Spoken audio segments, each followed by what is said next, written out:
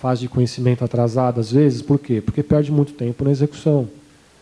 Remete para a gente consegue se concentrar, a gente se habitua com isso, né? Os servidores estão habituados com isso, a gente economiza incidentes. Às vezes a gente pega uma empresa que tem lá 50 execuções, 50 penhoras e 50 embargos de execução, versando exatamente a mesma matéria. Além de ser improdutivo, o enorme risco do quê? Decisões conflitantes. Como é que faz? Alguém entra com embargo de terceiro, perde numa vara, ganha na outra. E aí, o que faz? É coisa julgada em um, é coisa julgada no outro, porque essa questão de embargo de terceiro é muito complexa, né? Faz coisa julgada para todo mundo, faz coisa julgada só naquele processo. Para quem entenda que faz coisa julgada de forma ampla, acabou. Então, vamos concentrar a energia no local só. Mas aí o que eu sugiro, né? A gente tem que concentrar a energia no local só, mas com um juiz que seja um pouquinho mais incisivo. Não adianta vir aquele juiz lá que, com todo respeito aos entendimentos, né, não é isso o meu foco, mas a gente sabe que tem juiz que é mais flexível e tem juiz que é mais rigoroso. Eu acho que num setor desse tem que ser rigoroso. Tem que ser mão de ferro mesmo. Aliás, eu acho que a execução tem que ser mão de ferro. A gente tem que dar oportunidade na fase de conhecimento. Chegou no trânsito julgado, chegou na execução, é mão de ferro mesmo. Eu não tenho pena, não. Eu confesso que eu nunca dei uma procedência no embargo de terceiro, eu nunca conheci de um bem de família. É rigoroso? É. Dá para discutir isso aqui horas e horas e horas. Mas eu acho que é importante focar em alguém que tenha que tenha vontade e tenha um entendimento, seja um pouquinho mais incisivo. Que o tribunal reforme, tudo bem, o tribunal existe para isso. Mas acho que é importante a pessoa saber que os processos estão no local, que ela não vai ter moleza. A gente tem que ser linha dura, não tem jeito. Tem muitos projetos de lei que versam sobre reformas, né, de questões processuais. Tem um projeto grande em curso, né, de autoria do próprio TST, que altera bastante coisa na execução. Mas, enquanto isso, eu brinco que eu estou lá para dar porrada. Eu não estou lá para ser pai, não. Então, eu acho que, adotando essa experiência, que foque em alguém que tem esse... Não vou dizer esse estilo, mas tem que ser um pouquinho... Tem que ser incisivo, não tem jeito. Agora, o terceiro foco paralelo lá qual é? Nós temos lá a vara VASP. O que é vara VASP, né? Na verdade, eu brinco que não existe vara VASP, né? Não tem uma lei, porque a lei cria a vara. Então tem a primeira, a segunda, a terceira da capital, a primeira e a segunda do interior, enfim. Não tem uma lei que criou a vara VASP. Mas por que ela surgiu? Para fazer um contexto histórico bem breve, para entender que também serve de experiência. A VASP, num dado momento, começo de 2000, para falar português claro, começou a dar calote. Mandou todo mundo embora, não pagava mais nada, deu calote. O Ministério Público atuou, entrou com uma ação civil pública, pleiteando todas as verbas rescisórias, pleiteando todo o fundo de garantia, ou seja, só que pleiteando também a intervenção da VASP. Por que a VASP quebrou? Porque em 2005 o juiz da 14ª Vara decretou a intervenção judicial da VASP. Nomeou 3 interventores, nomeou perito. A ideia, a princípio, era manter o funcionamento da VASP. Lógico que essa intervenção acabou quebrando de vez. Já é o caminho natural, mas acabou, acho que, antecipando a quebra. Só que acontece, só nessa vara VASP hoje, são quase 6.000 processos, só de trabalhadores da VASP. O que a presidência do tribunal fez à época? Para tentar otimizar e para tentar padronizar também a questão do conhecimento da execução, determinou que todos os processos foram remetidos para a 14ª Vara. Obviamente, gera uma vara antiga com seus problemas, uma vara dos anos 70, já com muitos processos, obviamente, com mais 6.000 processos, não deu conta. Impossível dar conta. O que se criou? se criou a vara VASP, que também nada mais é hoje do que um juiz auxiliar à execução, só que focada num único devedor. Porque 6 mil processos é uma quantidade maior do que a maioria das varas do Brasil. Então, acho que está bom, né? 6 mil está bom para tocar lá. Hoje, a gente tem um passivo lá de aproximadamente 2 bilhões.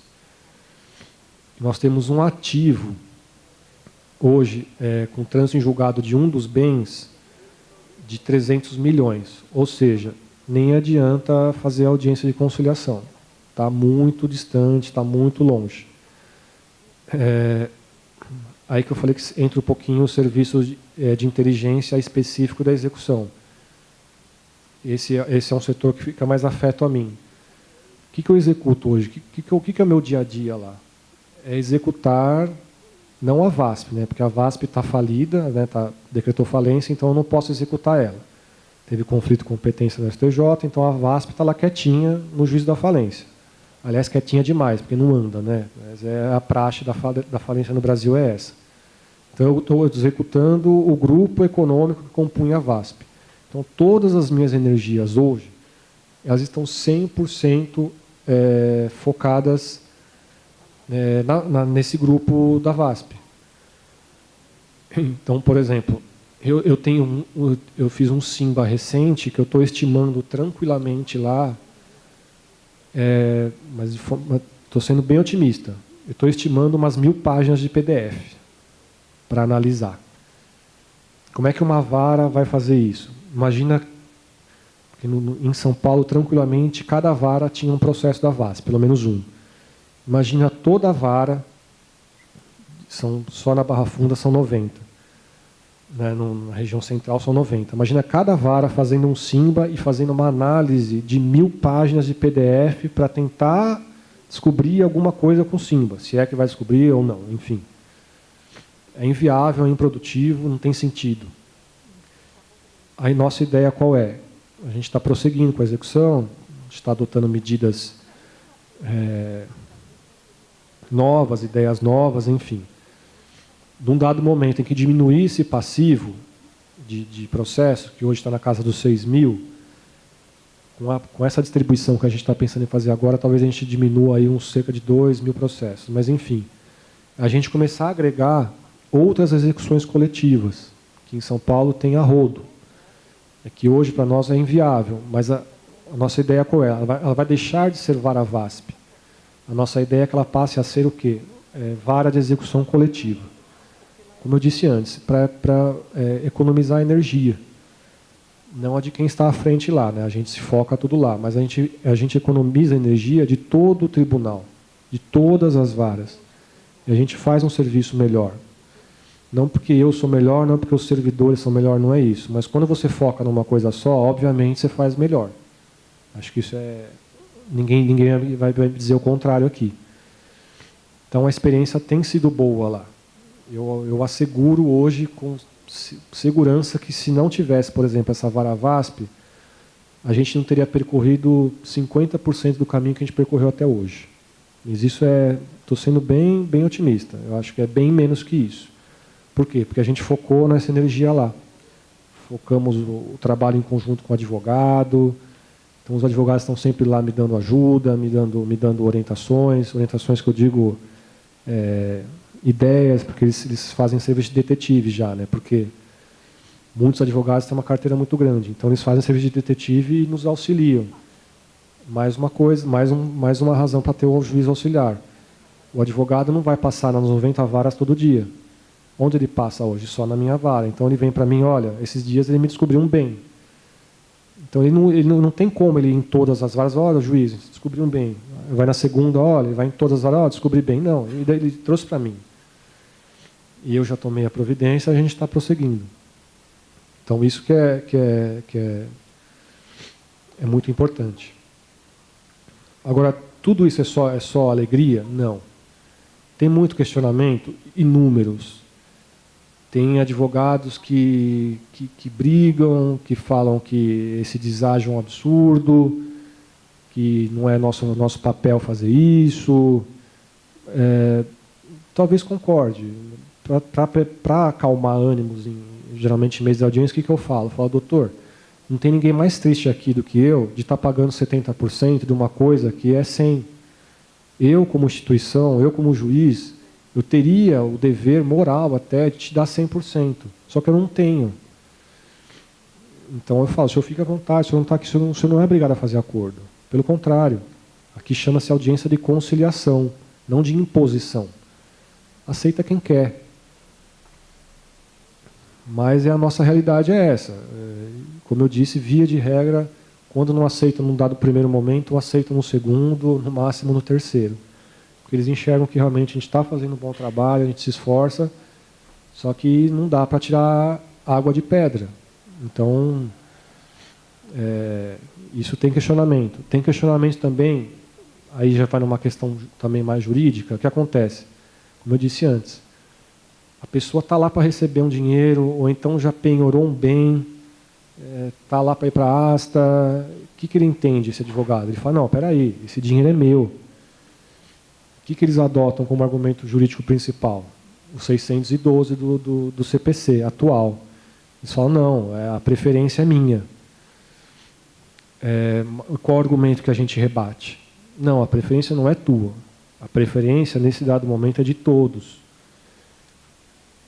Inclusive, o CPC novo, se é que vai entrar em vigor ano que vem, mas enfim, mas a gente pode adotar isso como forma de rebater, como um princípio, ele fala expressamente dessa preferência, desde que se trate de um juízo, de que não se trate de um juízo universal, ou seja, havendo a necessidade de coletivização, porque o devedor não tem bens suficientes, não existe mais a preferência. O que é de um passa a ser de todos. E aí eu costumo dar o exemplo lá, como eu disse aqui.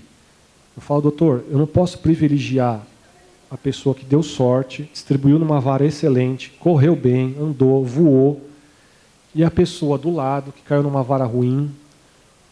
A gente não entra em méritos aqui se o juiz que é ruim, o juiz que é preguiçoso, não é isso. Mas tem vara que anda 10 por hora, tem vara que anda 100. Como é que eu vou prestigiar a pessoa que deu sorte de cair na vara que anda 100 e falar para a pessoa que caiu na vara que anda 10 por hora, eu falo, olha, infelizmente você deu azar, viu? No dia da distribuição ali, se você tivesse chegado um pouquinho depois, talvez você tivesse caído na vara boa. Eu não posso falar isso para a pessoa. Então, esse 612, eu sempre entendi assim. Essa nova redação do CPC só veio reforçar o meu pensamento. De que a preferência existe a partir do momento em que o executado tem bens. Então, aquele bem ok, chegou primeiro, legal. O outro pegou o outro, ok, e vão mandando. Chegou no momento que não, opa, peraí, não dá para dar para todo mundo. Vamos distribuir igualmente.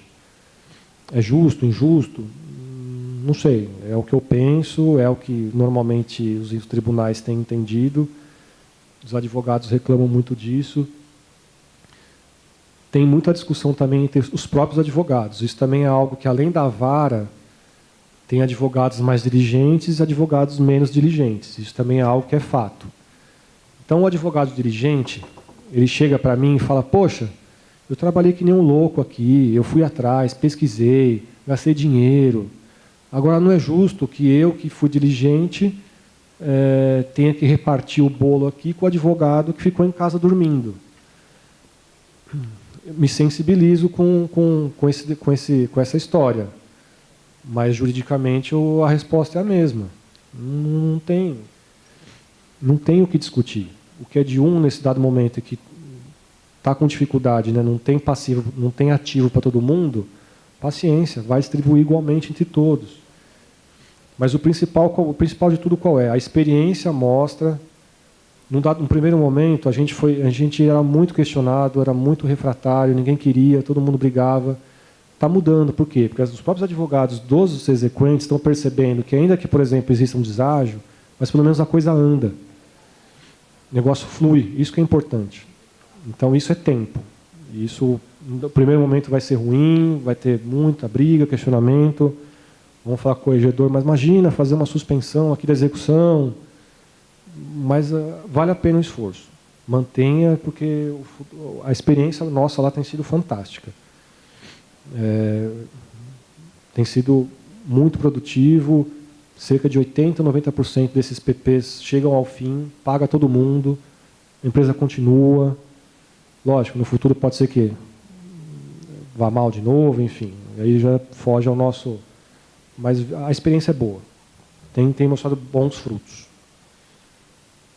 Do JAI, basicamente, é isso que eu queria falar. Se tiverem questionamento, eu trouxe alguns modelos de requerimento, alguns modelos de portaria. Acho que para o corregedor acho que é bacana ter. Mas dessa questão das execuções coletivas, eu acho que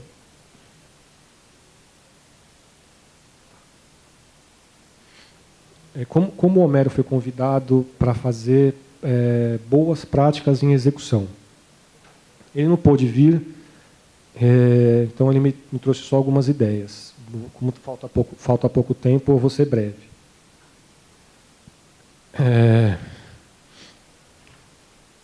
Uma coisa que eu estou insistindo muito no meu tribunal, as pessoas penhoram bem, chegam bem, penhora formalizada, a asta. Gente, não é só isso. Esse a asta é muito pouco. Tem muita questão por trás disso. As pessoas que compram em leilão, elas querem, muitos são profissionais. Os que não são profissionais, eles querem, aliás, todos, né? Todos querem, o que eles querem? Eles querem segurança jurídica. Onde eu estou me metendo? Posso comprar esse bem? O que acontece? Então, essa questão do AASTA é pouco. O que a gente tem que insistir? Tem débito, bem, o CPC fala que precisa constar expressamente do edital se há ou não débitos. Mas esse débito, o que acontece? A pessoa que compra esse bem, ela vai levar o débito com ela? Hoje o entendimento que prevalece tranquilamente, que o TST não aborda isso porque o filtro da execução nossa é muito enxuto. A STJ está tranquilo, mas muito tranquilo, pacífico. IPVA, multa, IPTU, é aquisição originária, não leva nada. Quem arremata não leva isso consigo. Muito juiz que não tem nem conhecimento disso. Eu tenho insistido com o pessoal lá para manter esse posicionamento e tem que ser expresso esse posicionamento. A pessoa que vem comprar o bem aqui e vê isso, poxa, legal, eu vi que tem aqui R$1.000 de multa, mas eu não vou arcar com isso. O que vai acontecer? Vai agregar valor no lance. Lá é muito comum, lá tem muito carro lá de empresa que já estava há muito tempo ruim, que o débito de IPVA e de multa supera o valor do bem. Quem que vai arrematar esse bem? Ninguém. Se o juiz for expresso, olha, arrematante, pode comprar, que não vai ficar para você. A única exceção que o STJ tem entendido é débito condominial, porque ele acha que aí o próprio condomínio vai arcar com isso, então ele acha que o débito condominial acompanha. O resto, gente, nada, nada, nada, nada. Quem comprar leva do zero. Isso pouca gente tem conhecimento desse entendimento pacífico do STJ. Tem que levar isso para o despacho. Tem que constar no edital que a pessoa não vai arcar com isso. Isso é muito importante. Alienação fiduciária. Às vezes vem lá no despacho. A alienação fiduciária. Bom, mas e aí? Que tem alienação fiduciária, quem vai comprar o bem, ele já vai fazer a pesquisa e vai ver lá. Tem alienação fiduciária, ok. Mas e aí, juiz? O que acontece? Eu vou ter que arcar com isso, não arco? Aí a gente entra um pouquinho na questão jurídica, cada um entende de um jeito. Para mim, azar do banco. Para mim, alienação fiduciária, hipoteca, azar do banco. O banco tem que arcar com isso, o banco cobra juros para isso. Eles têm esse entendimento já deles, pessoais, de que eles cobram juros a mais para arcar com esse tipo de problema. Mas, juiz, coloque isso no despacho. Olha, a alienação fiduciária ficará a cargo do arrematante o encargo, ou não ficará, que é a minha sugestão, lógico, para facilitar, ajudar na arrematação. Preço vil. Ninguém coloca preço vil no despacho da asta. O que é preço vil? Cada um entende de um jeito, ok. Mas então coloque o seu entendimento, para a pessoa que for arrematar já saber. Ela não sabe, se o bem vale 10 e ela arremata por 2, ela vai ficar pensando, poxa, mas será que o juiz vai aceitar? Só que com esses 2.000 que ele se comprometeu, de repente ele deixa de arrematar o bem seguinte. Porque ele falou, poxa, eu não tenho dinheiro para comprar os dois, eu preciso esperar a decisão desse para ver se eu posso comprar o outro. Já coloque, o CPC novo, ele colocou aqui que no silêncio é 50%. que era o entendimento justamente que o STJ vinha adotando. Agora, eu, particularmente, para mim, é controverso, é minoritário, para mim não tem preço vivo no justiça do trabalho. CLT fala em maior lance. É um entendimento rigoroso? É, mas a CLT está ali, tem argumento. Não pensa assim, é 50%? Ok, coloque no despacho, olha, não será aceito a arrematação por menos que 50%. A pessoa tem segurança, isso é importante. Coloque, principalmente em imóvel, a hipótese de parcelamento. Tem muita pessoa, a gente, quando lá no nosso tribunal, quando a gente começou a adotar expressamente o parcelamento, muita pessoa começou a comprar imóvel. Tem fundamento para o parcelamento? Tem. TST, STJ tem entendido que dá para aplicar de forma subsidiária a lei da Previdência. A lei da Previdência tem lá alguns artigos de processo, vamos dizer assim, que expressamente acolhe o parcelamento na hipótese do leilão. O TST já entendeu que dá para aplicar, ok. E o CPC novo tem 2 dispositivos que também são expressos em acolher parcelamento em arrematação. Faz diferença? Uma enorme diferença. A pessoa consegue se programar, a pessoa consegue saber que, poxa, vou parcelar aqui em 10 vezes esse imóvel. Às vezes a pessoa comprou para revender, que tem muito profissional, ela fala, pô, legal, vou aqui e já vou trabalhar minha venda sabendo que eu estou pagando parcelado. Agora, ninguém coloca isso. Tem que colocar no despacho, tem que sair no edital tudo isso, independente do entendimento.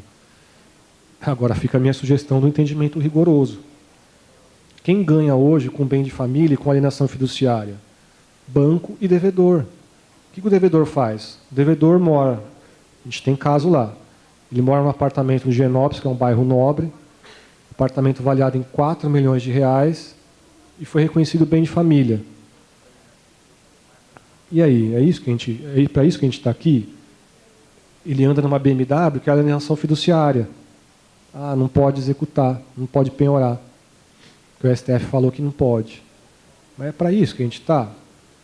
A pessoa ri da nossa cara. Ela mora num baita apartamento que eu nem sonho em ter, anda num carro que talvez eu sonhe em ter, mas ri da nossa cara. A gente tem que ser incisivo. A gente tem que ser mais rigoroso. Talvez a impenhorabilidade de bem de família, eu confesso que eu ainda estou muito... Vai demorar para acolher os meus pensamentos. Mas acho que no carro a gente está próximo. Tem muita gente que entende que não, alienação fiduciária, banco, se vire. E, aliás, eles se viram. A gente vê lá muitas hipóteses em que arremata bem alienado, fiduciariamente, no banco, a gente manda o ofício e o banco simplesmente dá baixa. Por quê? Eles têm um fundo para isso. Eles têm uma margem já, que eles já calculam. Eu sei de pessoa, amigo meu que trabalha em banco, ele me falou, ó, quando o valor é baixo, a gente já abre mão. Se o banco abrir mão, a gente vai dizer, não, poxa, eu não posso arrematar. É um absurdo. Então, a gente tem que ser mais incisivo, a gente tem que ser mais rigoroso. Não pode. A gente não pode aceitar isso. Bom, pelo que me passou aqui, à época faltavam 10 minutos, creio que já tem esgotado. Mas, de toda forma, o Dr. Gabriel tem meu contato. Se quiserem fazer uma nova visita lá ao nosso setor, ao JAI, Varavasp, enfim, a gente fica à disposição. Acho que aqui a gente está aqui para trocar ideia. Não estou aqui para impor, apesar de eu ficar insistindo em algumas coisas, mas não estou aqui para impor pensamento jurídico para ninguém, cada um tem o seu. Mas acho que a execução a gente tem que repensar. Né, o TST já fez um projeto, como eu disse, altera muita coisa, fica bem mais rigoroso, mas a gente está andando a passo tartaruga. E os devedores estão dando risada na nossa cara. Né, então, acho que vale a pena a gente repensar isso aí. Mas fica... O Dr. Gabriel tem meu contato, quem quiser é só procurar a gente, que a gente fica feliz em compartilhar aí experiências. Espero que compartilhem aqui, porque vão ver que os frutos são bons. Tá bom, gente? Obrigado. Desculpem qualquer coisa, qualquer imposição que eu queria ter feito aí, mas não foi... acho que às vezes é importante polemizar. Se a gente não polemizar, nunca sai do lugar. Acho que eu tentei polemizar um pouquinho só. Tá bom? Obrigado, viu, gente?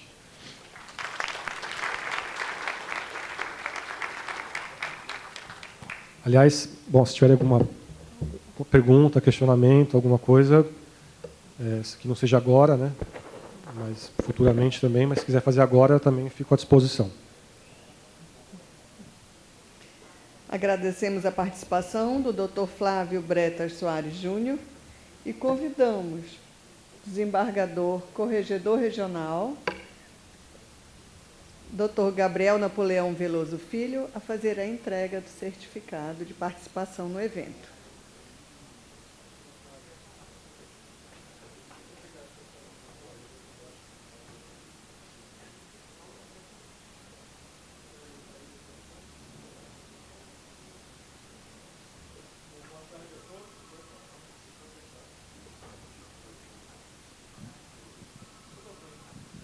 Alô? Oi, boa tarde a todos. Tá? Então, eu quero aqui ter a alegria e a honra de entregar para o nosso palestrante, nosso colega Flávio, o certificado. Eu pude estar em São Paulo e constatei a dedicação, a forma com que, dinâmica, a forma até obsessivamente cuidadosa com que o nosso colega Flávio desenvolve a execução e que, com certeza, irá colaborar muito conosco no momento que nós estamos procurando dar uma nova visão para a nossa execução e ver o que nós podemos aproveitar de outras experiências. Aqui nós ainda temos muito a andar acerca das execuções coletivas, das execuções que estão sendo feitas, as centralizações. Isso é uma coisa que nós certamente vamos ter muito a conversar e queria a sua participação também para opinar nas nossas normas, nas nossas experiências que nós vamos implantar aqui. Tá bom. Mais uma vez, obrigado. Convidamos os presentes para um pequeno intervalo de 15 minutos. Será servido um coffee break no Espaço Cultural, retornando para a palestra do desembargador corregedor regional, falará sobre o papel da corregedoria regional.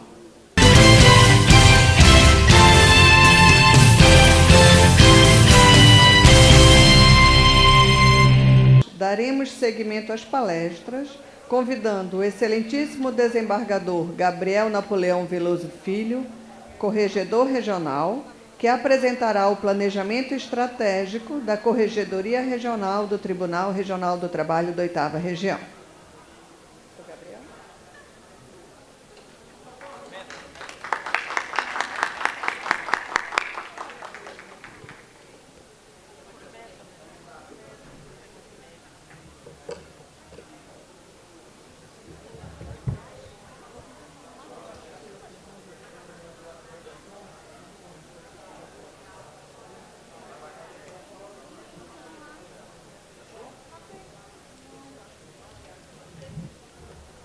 Convidamos a excelentíssima juíza Paula Maria Pereira Soares, titular da 15ª Vara do Trabalho de Belém, para auxiliar nos trabalhos.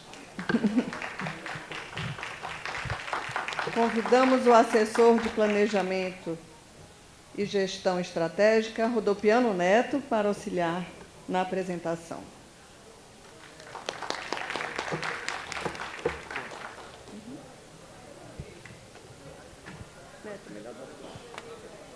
Bom, boa tarde a...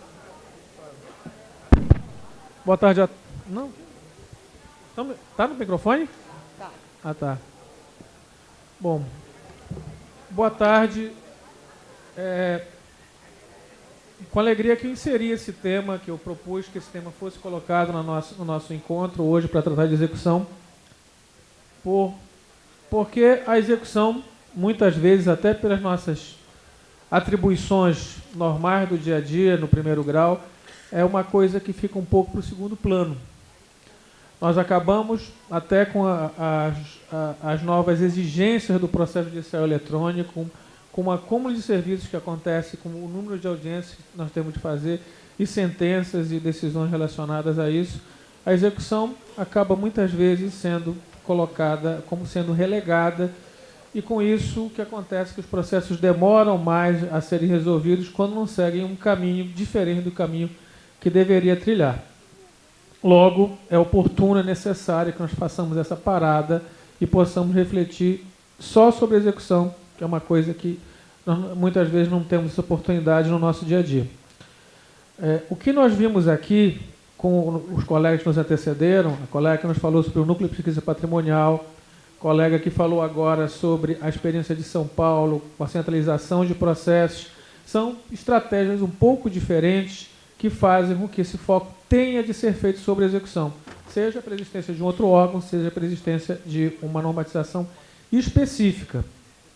O que eu verifiquei nesse pouco razoável tempo de corregedoria é da necessidade de nós termos um impulso maior para a execução. No primeiro momento, como todos sabem, nós tivemos várias questões que foram resolvidas, especialmente em relação às avaliações e promoções, e eu espero, nesse segundo semestre, podermos ter um enfoque muito maior, um enfoque prioritário na nossa execução. Eu inicio colocando o nosso planejamento estratégico, que foi um trabalho que nós fizemos durante alguns meses, foi um trabalho no qual nós tivemos um apoio muito valioso do nosso pessoal do planejamento estratégico, não só do Neto, mas também do Henrique, que está aqui presente, do Haroldo, da nossa psicóloga do tribunal, a Úrsula, e de outros colegas que puderam nos ajudar e chegarmos a essa conclusão, tentando fazer um planejamento um pouco diferente daquele planejamento que nós estamos um pouco acostumados, que era um planejamento muito distanciado e focando em meta de resultado apenas, em detrimento das nossas condições e dos nossos anseios.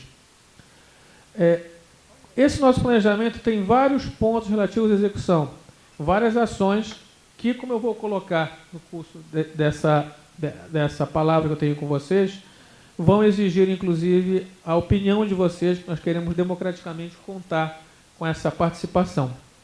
Então, nesse primeiro momento, eu vou pedir que o Neto nos ajude fazendo uma apresentação, dando uma visão geral e, especialmente, colocando esses pontos do planejamento estratégico que foram uma inovação da corregedoria que nós pretendemos propor e que segue sendo um planejamento aberto à participação de todos os senhores. Então, por favor, Neto.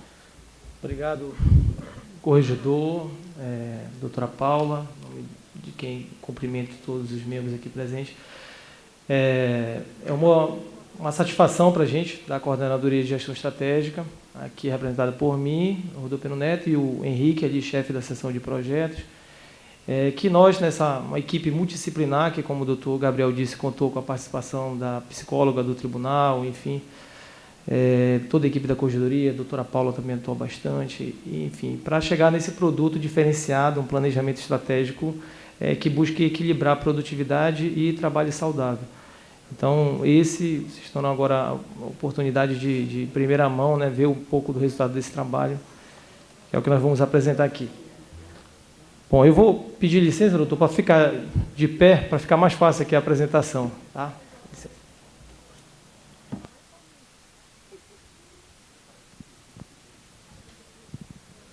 Bom, o planejamento da corregedoria, a gente começa, quando vai construir qualquer planejamento estratégico, a gente começa sempre definindo a identidade, né? A identidade daquela organização, daquela unidade que está se planejando, que está planejando.